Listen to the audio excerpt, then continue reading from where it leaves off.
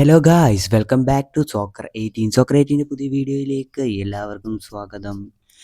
Channel ആദ്യമായിട്ട് കാണുന്നവരും കണ്ടിട്ടും ഇതുവരെ സബ്സ്ക്രൈബ് ചെയ്യാത്തവരും ഉണ്ടെങ്കിൽ ചാനൽ ഒന്ന് സബ്സ്ക്രൈബ് ചെയ്തേക്കാം. പിന്നെ അതുപോലെ നമ്മുടെ വീഡിയോ ഇഷ്ടപ്പെട്ടാലൊന്ന് ലൈക്ക് ചെയ്യാനും നിങ്ങളുടെ അഭിപ്രായങ്ങൾ താഴെ കമൻറ്റ് ചെയ്യുകയും വേണം. നമുക്ക് നേരെ വീഡിയോയിലേക്ക് പോകാം. ഇപ്പോൾ വരുന്ന ചില വാർത്തകൾ അനുസരിച്ച് കേരള ബ്ലാസ്റ്റേഴ്സ് മാനേജ്മെൻറ്റ് വരും സീസണിന് മുമ്പായി 3 വിദേശ താരങ്ങളെ ടീമിൽ നിന്നും ഒഴിവാക്കാനുള്ള തീരുമാനം എടുത്തിരിക്കുന്നു എന്നാണ് ഇപ്പോൾ അറിയുന്നത്.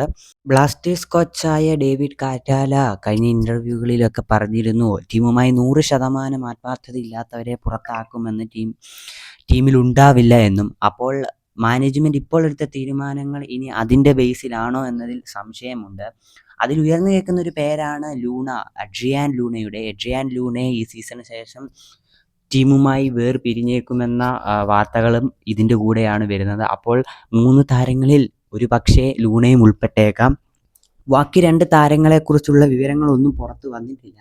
3 താരങ്ങളെക്കുറിച്ചും കൃത്യമായ വിവരങ്ങളൊന്നും വന്നിട്ടില്ല. പക്ഷേ ലൂണയുടെ പേരും എടുത്തു കേൾക്കുന്നതാണ്. അപ്പോൾ കാത്തിരുന്ന് തന്നെ കാണാം. അപ്പോൾ അടുത്ത വീഡിയോയിൽ കാണുന്നവരേക്കും ബൈ.